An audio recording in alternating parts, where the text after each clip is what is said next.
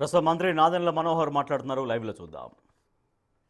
ఈ బలోపేతం కోసం ఒక అంకిత భావంతో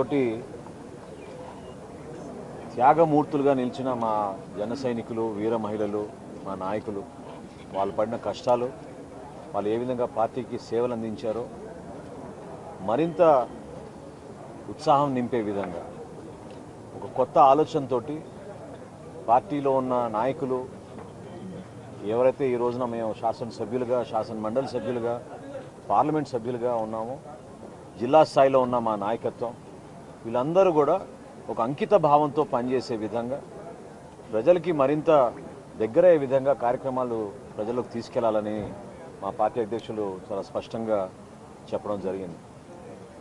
2 తీర్మానాలు ప్రవేశపెట్టాం ఈ రోజున. మొదటి తీర్మానం తిరుపతి దేవస్థానంలో ఏ విధంగా కల్తీ నెయ్యి సరఫరా చేసి 233 కోట్ల రూపాయల కుంభకోణంలో పాల్గొని 60 లక్షల లీటర్ల నెయ్యి అని చెప్పి మరి కేవలం కెమికల్స్ తోటి, పామాయిల్ తోటి కలిపిన పదార్థాలని వీళ్ళు సప్లై చేసి ఈరోజు ఒక బూటకపు ప్రచారం వైఎస్ఆర్సీపీ నాయకులు మొదలుపెట్టారు.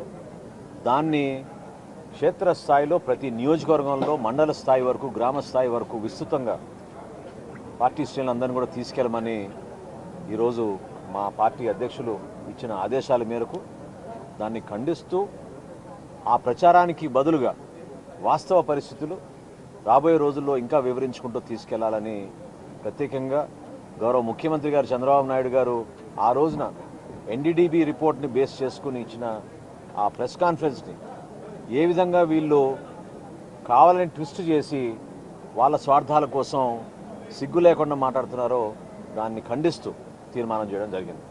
రెండో తీర్మానం నిన్న కేంద్ర బడ్జెట్లో ఆంధ్రప్రదేశ్కి ప్రత్యేకంగా మనకి పర్యాటక శాఖలోనూ, అదేవిధంగా మౌలిక సదుపాయాలు పెంచే విధంగా వికసిత భారత్ 2047 కోసం మనకి స్వర్ణాంధ్ర 2047 అలైన్ అయ్యి మనం కలిసి ముందుకెళ్లే విధంగా గౌరవ ప్రధానమంత్రి నరేంద్ర మోడీ గారి నాయకత్వంలో రాష్ట్రానికి, దేశానికి ప్రత్యేకంగా ఎంఎస్ఎంఈల ద్వారా యువతకు ఏ విధంగా ఉపాధి కల్పించే విధంగా కొన్ని ఆలోచన విధానాలు తీసుకొచ్చారో అది హర్షిస్తూ రెండో తీర్మానం చేయడం జరిగింది.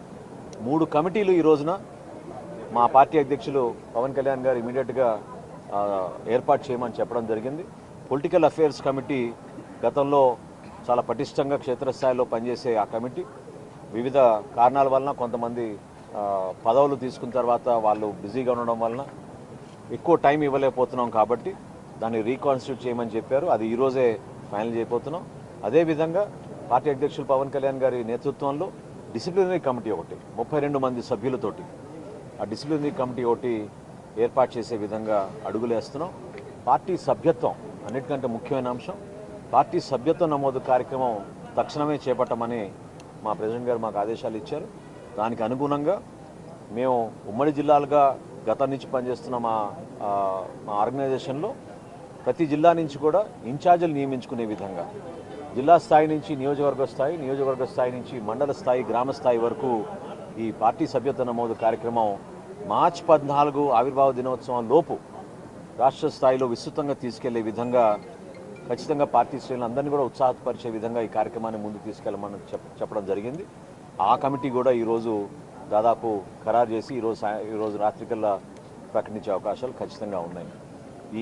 ఈ సమావేశం ద్వారా ఒక నూతన ఉత్తేజం, అంకిత భావంతో పనిచేసే భావన, నిజాయితీగా ప్రజల కోసం, రాష్ట్రం కోసం కూటమిలో మనం ఏ విధంగా కష్టపడి అందరం కలిసికట్టుగా రాష్ట్రానికి మేలు జరగాలనే తపనతోటి స్వార్థాలని పక్కన పెట్టుకుని పదవుల కోసం కాదు, ఇది మన రాష్ట్ర అభివృద్ధి కోసం, రాష్ట్ర భవిష్యత్తు కోసం అని గౌరవ పవన్ కళ్యాణ్ గారు, అదేవిధంగా రాష్ట్ర ముఖ్యమంత్రి చంద్రబాబు నాయుడు గారి నేతృత్వంలో మేము ముందుకెళ్తున్నాము.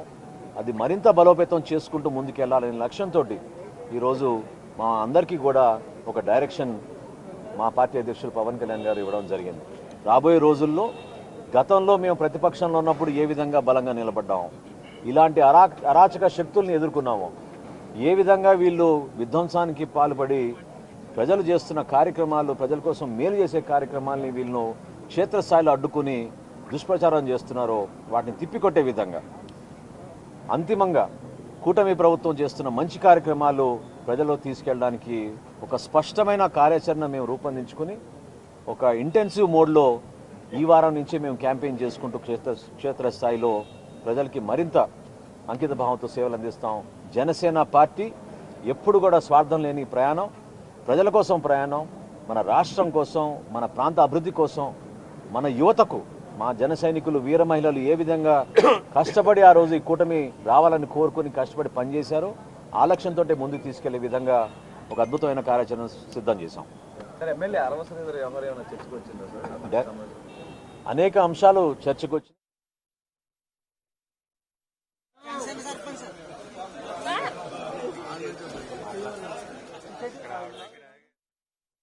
దాని వరకు మేము డిస్కస్ చేసాం.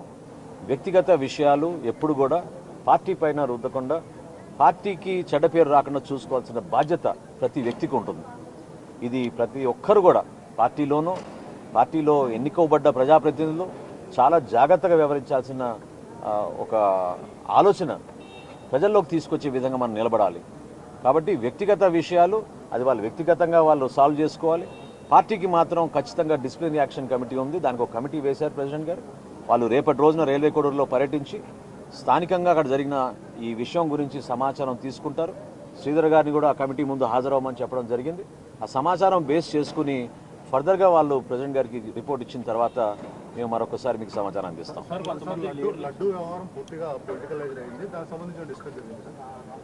ప్రత్యేకంగా తిరుమల తిరుపతి దేవస్థానంలో జరిగిన అవినీతి, ఏ విధంగా ప్రజల్ని మభ్యపెట్టి ఒక చుక్క నెయ్యి లేని నెయ్యిని సరఫరా చేసి 60 లక్షల లీటర్ల నెయ్యి ఏ విధంగా భక్తుల మనోభావాలు దెబ్బతీసే విధంగా మహాప్రసాదాన్ని ఏ విధంగా వీళ్ళు అపవిత్రం చేశారో వాటిపైన కూలంకుషంగా చర్చించాం. ఇది ప్రజల్లోకి తీసుకెళ్లాల్సిన అంశం. వీళ్ళు ఏమాత్రం కూడా సిగ్గు లేకుండా కల్తీ నెయ్యిని సరఫరా చేశామనే విషయం మర్చిపోయి ఎదురుదాడి చేయడానికి వీళ్ళు ప్రయత్నం చేస్తున్నారు. కల్తీ నెయ్యి కూడా కాదు, అసలు నెయ్యే లేదు దాంట్లో. కేవలం రసాయనాలతో కూడిన పదార్థాలు దాంట్లో కలిపి ప్రజల్ని ఆ విధంగా మోసం చేసిన వైఎస్ఆర్సీపీ పార్టీని, వాళ్ళ నాయకుల్ని మనం ఎండగట్టాల్సిన అవసరం ఉంది. ఖచ్చితంగా దాని గురించి ఒక ప్రణాళిక మేము సిద్ధం చేసుకున్నాం. సార్, పార్టీ నేతల తీరుకు సంబంధించి కూడా కాస్త ఆగ్రహం వ్యక్తం చేసిన సమాచారం. పార్టీ అధ్యక్షులు పవన్ కళ్యాణ్ గారు ఒక ఆవేదనతోటి చెప్పిన విషయం ఏంటంటే, ఇటువంటి సమస్యలు ప్రజలు ఇబ్బంది పడుతున్నప్పుడు, లేకపోతే తప్పుడు ప్రచారం ప్రజల్లో తీసుకెళ్తున్నప్పుడు కేవలం పార్టీ కేంద్ర కార్యాలయంలోనో జిల్లా హెడ్ క్వార్టర్లోనే కాకుండా ప్రతి నియోజకవర్గాల్లో, ప్రతి మండల స్థాయిలో కూడా మా నాయకత్వం స్పందించాలి, ఒక బాధ్యత తీసుకోవాలి.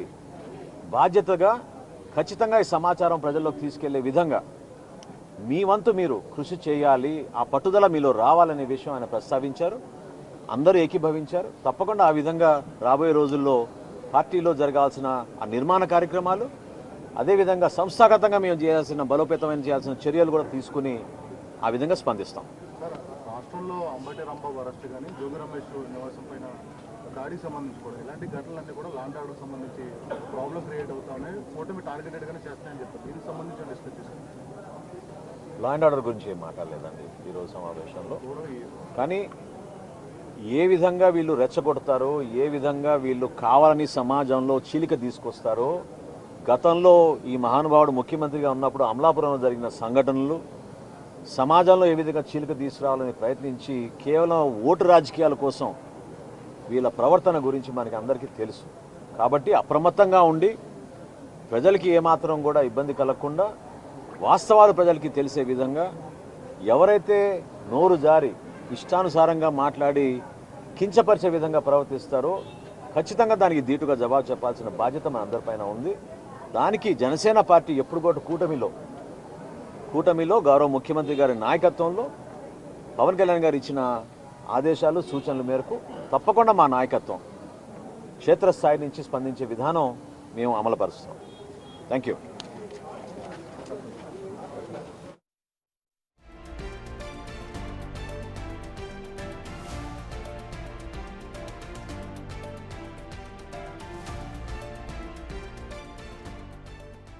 జనసేన జనరల్ బాడీ మీటింగ్ ముగిసింది. ఆ మీటింగ్లో జరిగినటువంటి నిర్ణయాలకు సంబంధించి, చర్చకు సంబంధించి మంత్రి నాదెండ్ల మనోహర్ బ్రీఫ్ చేశారు.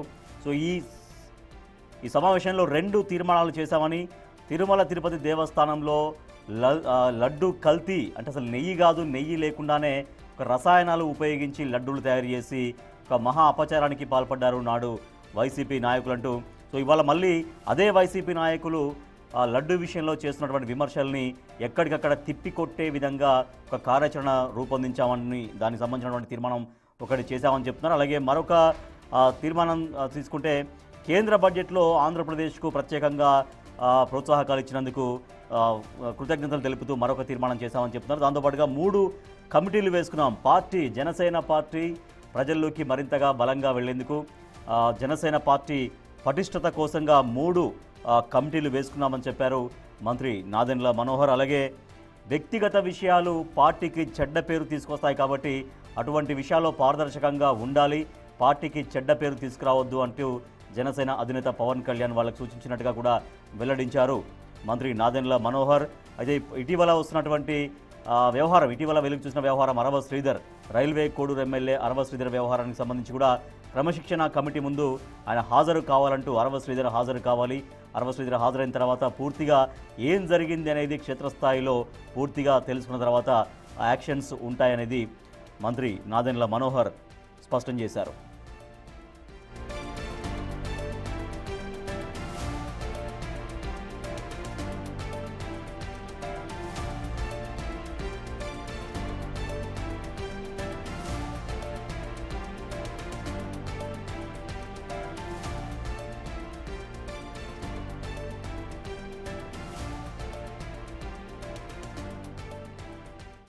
అనేక అంశాలు చర్చకు వచ్చినాయి. అందులో భాగంగా మన రైల్వే కోడూరు శాసనసభ్యులు ఆయన ప్రవర్తన గురించి తగిన సమాచారం ఏ విధంగా మానుకొచ్చిందో దాని వరకు మేము డిస్కస్ చేసాం. వ్యక్తిగత విషయాలు ఎప్పుడు కూడా పార్టీ పైన రుద్దకుండా పార్టీకి చెడ్డ పేరు రాకుండా చూసుకోవాల్సిన బాధ్యత ప్రతి వ్యక్తికి ఉంటుంది. ఇది ప్రతి ఒక్కరు కూడా పార్టీలో ఎన్నికబడ్డ ప్రజాప్రతినిధులు చాలా జాగ్రత్తగా వ్యవహరించాల్సిన ఒక ఆలోచన ప్రజల్లోకి తీసుకొచ్చే విధంగా మనం నిలబడాలి. కాబట్టి వ్యక్తిగత విషయాలు అది వాళ్ళు వ్యక్తిగతంగా వాళ్ళు సాల్వ్ చేసుకోవాలి. పార్టీకి మాత్రం ఖచ్చితంగా డిసిప్లినరీ యాక్షన్ కమిటీ ఉంది, దానికి ఒక కమిటీ వేశారు ప్రెసిడెంట్ గారు. వాళ్ళు రేపటి రోజున రైల్వే కోడూరులో పర్యటించి స్థానికంగా అక్కడ జరిగిన ఈ విషయం గురించి సమాచారం తీసుకుంటారు. శ్రీధర్ గారిని కూడా ఆ కమిటీ ముందు హాజరవ్వమని చెప్పడం జరిగింది. ఆ సమాచారం బేస్ చేసుకుని ఫర్దర్గా వాళ్ళు ప్రెసిడెంట్ గారికి రిపోర్ట్ ఇచ్చిన తర్వాత మేము మరొకసారి మీకు సమాచారం అందిస్తాం. అనేక అంశాలు చర్చకు వచ్చినాయి. అందులో భాగంగా మన రైల్వే కోడూరు శాసనసభ్యులు ఆయన ప్రవర్తన గురించి తగిన సమాచారం ఏ విధంగా మానుకొచ్చిందో దాని వరకు మేము డిస్కస్ చేసాం. వ్యక్తిగత విషయాలు ఎప్పుడు కూడా పార్టీ పైన రుద్దకుండా పార్టీకి చెడ్డ పేరు రాకుండా చూసుకోవాల్సిన బాధ్యత ప్రతి వ్యక్తికి ఉంటుంది. ఇది ప్రతి ఒక్కరు కూడా పార్టీలో ఎన్నికబడ్డ ప్రజాప్రతినిధులు చాలా జాగ్రత్తగా వ్యవహరించాల్సిన ఒక ఆలోచన ప్రజల్లోకి తీసుకొచ్చే విధంగా మనం నిలబడాలి. కాబట్టి వ్యక్తిగత విషయాలు అది వాళ్ళు వ్యక్తిగతంగా వాళ్ళు సాల్వ్ చేసుకోవాలి. పార్టీకి మాత్రం ఖచ్చితంగా డిసిప్లినరీ యాక్షన్ కమిటీ ఉంది, దానికి ఒక కమిటీ వేశారు ప్రెసిడెంట్ గారు. వాళ్ళు రేపటి రోజున రైల్వే కోడూరులో పర్యటించి స్థానికంగా అక్కడ జరిగిన ఈ విషయం గురించి సమాచారం తీసుకుంటారు. శ్రీధర్ గారిని కూడా ఆ కమిటీ ముందు హాజరవ్వమని చెప్పడం జరిగింది. ఆ సమాచారం బేస్ చేసుకుని ఫర్దర్గా వాళ్ళు ప్రెసిడెంట్ గారికి రిపోర్ట్ ఇచ్చిన తర్వాత మేము మరొకసారి మీకు సమాచారం అందిస్తాం. రైట్. జనసేన పార్టీ అధినేత పవన్ కళ్యాణ్ అధ్యక్షతన జనరల్ బాడీ మీటింగ్ జరిగింది పార్టీ ఆఫీస్లో మంగళగిరిలో. సో దానికి సంబంధించిన నిర్ణయాలు, ఆ సమావేశంలో ఎటువంటి చర్చ సాగింది అనేక అంశాలని మీడియాకు వివరించారు మంత్రి నాదెండ్ల మనోహర్. అయితే దీంట్లో అరవ శ్రీధర్ వ్యవహారం పైన కూడా చర్చించాం. ఇప్పటిదాకా వస్తున్నటువంటి సమాచారం ఏదైతే ఉందో, ఇప్పటిదాకా తెలిసినటువంటి విషయాలు ఏవైతే ఉన్నాయో వాటి గురించి చర్చించాం అరవ శ్రీధర్ వ్యవహారం పైన. కానీ ఇంకా వ్యక్తిగత విషయాలను పార్టీకి ఆపాదించే విధంగా ఆ రకంగా వ్యవహరించకూడదు, ఎవరు కూడా అట్లా వ్యవహరించకూడదు, పారదర్శకంగా ఉండాల్సినటువంటి అవసరం ఉంది అన్నట్టుగా ఆ సమావేశంలో చర్చ జరిగినట్టుగా తెలుస్తోంది. సో వ్యక్తిగత విషయాల్ని పార్టీకి రుద్దే అవకాశం ఉంటుంది కాబట్టి అటువంటి వ్యవహారాల విషయంలో జాగ్రత్తగా ఉండాలి, పారదర్శకంగా ఉండాలి అనేది ఆ సమావేశంలో, పార్టీ సమావేశంలో జరిగినటువంటి చర్చగా చెబుతున్నారు మంత్రి నాదెండ్ల మనోహర్. అయితే అరవ శ్రీధర్ విషయంలో రేపు రైల్వే కోడూరుకు జనసేన పార్టీకి సంబంధించిన క్రమశిక్షణ కమిటీ వెళ్ళి క్షేత్రస్థాయిలో నిజంగా వస్తున్నటువంటి ఆరోపణలు ఎంతవరకు దాంట్లో నిజం ఉంది అనే దానిపైన పూర్తిగా ఫోకస్ చేస్తుంది. ఆ క్రమశిక్షణ కమిటీ ముందు అరవ శ్రీధర్ని కూడా హాజరు కమ్మని పార్టీగా ఆదేశించినట్టుగా కూడా చెప్తున్నారు మంత్రి నాదెండ్ల మనోహర్. మా ప్రతినిధి నరసింహ మరింత సమాచారం అందిస్తారు నరసింహ. జనసేన పార్టీకి సంబంధించినటువంటి జనరల్ బాడీ మీటింగ్లో జరిగినటువంటి ఆ నిర్ణయాలు, ఆ చర్చలన్నీ కూడా వివరించారు మీడియాకు నాదెండ్ల మనోహర్. దాంతోపాటుగా ముఖ్యంగా అరవ శ్రీధర్ వ్యవహారం పైన కూడా చర్చించినట్టుగా చెబుతున్నారు. సో రేపు క్రమశిక్షణ కమిటీ రైల్వే కోడూరుకు వెళ్తే ఆ కమిటీ ముందు అరవ శ్రీధర్ హాజరు కావాలంటూ కూడా ఆదేశించినట్టుగా చెప్తున్నారు. సో అరవ శ్రీధర్ ఇప్పటికే పార్టీ నాయకత్వానికి టచ్లో ఉన్నారా? ఎప్పటికప్పుడు ఏం జరిగిందనే దానిపైన ఏమైనా వివరణ ఇచ్చే ప్రయత్నం చేస్తున్నారా? జనసేన జనరల్ బాడీ సమావేశంలో పార్టీ నేతలపై అధినేత పవన్ కళ్యాణ్ ఆగ్రహం వ్యక్తం చేశారు. ఏదైతే రైల్వే కోడూరు ఎమ్మెల్యే ఉన్నటువంటి అరవ శ్రీధర్ వ్యవహారం కూడా సీరియస్ అయినటువంటి పరిస్థితి. ఇప్పటికే ఏదైతే వస్తున్నటువంటి వీడియోస్ కావచ్చు, ఆరోపణలు కావచ్చు, ఇవన్నిటికి సంబంధించి ఇప్పటికే అటు జనసేన నేతలకు సంబంధించి ముగ్గురు కమిటీ సభ్యులను ఏర్పాటు చేయడం జరిగింది. ఇప్పటికే కమిటీ విచారణ ప్రారంభించింది. రేపు రైల్వే కోడూరుకు క్షేత్రస్థాయిలో వెళ్ళింది. అక్కడ వెళ్ళిన తర్వాత అసలు ఏం జరిగింది అనేది అక్కడ ఆరా తీయనుంది. ప్రతి ఒక్కరిని పార్టీ నేతలతో కూడా మాట్లాడనుంది ఈ వ్యవహారానికి సంబంధించి. ఎందుకంటే ఒకవైపు వ్యవహారానికి సంబంధించి అరవ శ్రీధర్ వ్యవహారానికి సంబంధించి కూడా వస్తున్న క్రమంలో వీడియోస్ అన్నిటి కూడా పార్టీ ప్రతిష్టను దెబ్బతీసే విధంగా ఉన్నాయంటూ కూడా పవన్ కళ్యాణ్ చెప్పినటువంటి పరిస్థితి. ఈ నేపథ్యంలో ఏదైతే అరవ శ్రీధర్ వ్యవహారానికి సంబంధించి కూడా రేపు రైల్వే కోడూరులో క్షేత్రస్థాయిలో కమిటీ విచారణ చేయబోతుంది. ఇప్పటికే నాదెండ్ల మనోహర్ మాట్లాడుతూ కూడా కొద్దిసేపు క్రితమే ఏదైతే అరవ శ్రీధర్కి సంబంధించి కమిటీకి టచ్లో ఉండమని చెప్పాము. రేపు వెళ్తున్నారు కమిటీ ముందు విచారణకు హాజరు కావాలంటూ కూడా చెప్పినటువంటి పరిస్థితి. అయితే వీడియోస్కి సంబంధించి కూడా ఏదైతే ఒక మహిళ ఉందో ఆ మహిళతో కూడా కమిటీ భేటీ అవ్వబోతున్నట్లుగా కూడా తెలుస్తుంది. ఎందుకంటే వీటి రిపోర్ట్ ఆధారంగా అతని మీద చర్యలు తీసుకునే అవకాశం కూడా కనిపిస్తుంది. ప్రస్తుతం ఏదైతే పార్టీ కార్యక్రమాలకు అరవ శ్రీధర్ని దూరంగా ఉండమన్నట్లుగా కూడా తెలుస్తుంది. ఇవాళ జరిగినటువంటి జనరల్ బాడీ సమావేశంలో కూడా ఆయన దూరంగానే ఉన్నారు. ఆ సమావేశానికి కూడా హాజరు కాని పరిస్థితి. ఎందుకంటే ఏదైతే ఒక ఎలిగేషన్ వచ్చింది కాబట్టి దానికి సంబంధించి నిరూపించుకున్న తర్వాత మాత్రమే పార్టీలో యాక్టివ్గా ఉండే అవకాశం అయితే కనిపిస్తుంది. ఎందుకంటే రేపు రైల్వే కోడూరులో క్షేత్రస్థాయిలో కమిటీ విచారణ చేయబోతుంది. ప్రతి ఒక్కరిని అడగబోతుంది. అక్కడ ఉన్నటువంటి ప్రతిదీ సేకరించిన తరువాత ఆ రిపోర్ట్ బేస్ చేసుకొని అరవ శ్రీధర్ వ్యవహారంపై స్పందించే అవకాశం అయితే కనిపిస్తుంది. ఎందుకంటే ఒకవైపు వీడియోస్ వస్తున్నాయి. ఆ వీడియోస్ వచ్చిన క్రమంలో కూడా అయితే ఇక్కడ పవన్ కళ్యాణ్ వాళ్ళ సమావేశంలో కూడా ఒకటే చెప్పారు. ఏదైతే వ్యక్తిగతంగా మీకు సంబంధించినటువంటి ఇష్యూస్ అడిగి పార్టీకి ఆపాదిస్తున్నారు, పార్టీ పైన ప్రతి ఒక్కరు విమర్శలు చేస్తున్నారు, మీరు స్పందిస్తుంటే బాగుండేది కదా అన్నట్లుగా కూడా పవన్ కళ్యాణ్ ఒక ఆగ్రహం వ్యక్తం చేసిన పరిస్థితి అయితే కనిపిస్తుంది. ఎందుకంటే వ్యవహారానికి సంబంధించి పొలిటికల్ గా కూడా మారినటువంటి పరిస్థితి. ఈ నేపథ్యంలోనే జనసేన అధినేత పవన్ కళ్యాణ్ డిప్యూటీ సీఎం ప్రస్తుతం హోదాలో ఉన్నారు కాబట్టి తీవ్రమైనటువంటి విమర్శలు చేస్తున్నారు. సోషల్ మీడియాలో కూడా ట్రోల్ చేస్తున్నారు. కానీ పార్టీ నేతలు ఎవరు ఖండించలేదని కూడా చెప్తున్నారు. మరోవైపు ఏదైతే తిరుమల లడ్డు కల్తీ నెయ్యికి సంబంధించి కూడా ఏదైతే వైసీపీ నేతలు మాటల దాడి చేస్తున్నారు. కానీ ఏదైతే క్షేత్రస్థాయి నుంచి అంటే ఎమ్మెల్యేలు కావచ్చు, దాంతోపాటు మంత్రులు కావచ్చు, ఎంపీలు కావచ్చు, జనసేన పొలిటికల్ అఫైర్స్ కమిటీకి సంబంధించిన కూడా ఎవ్వరూ నోరు మెదపడం లేదు. ఎందుకంటూ కూడా పవన్ కళ్యాణ్ ఆగ్రహం వ్యక్తం చేశారు. ఆ పార్టీ అధినేతగా మొత్తం తానే మాట్లాడాలా, మీరేం చేస్తారు, మిమ్మల్ని చేసిన ఎమ్మెల్యేలుగా చేసింది ఏ కారణం, ప్రజలకు సంబంధించినటువంటి ప్రతి అంశం మీరు క్షేత్రస్థాయిలో మండల స్థాయిలో కూడా ప్రెస్ మీట్లు పెట్టండి, వాళ్ళకి వివరించండి.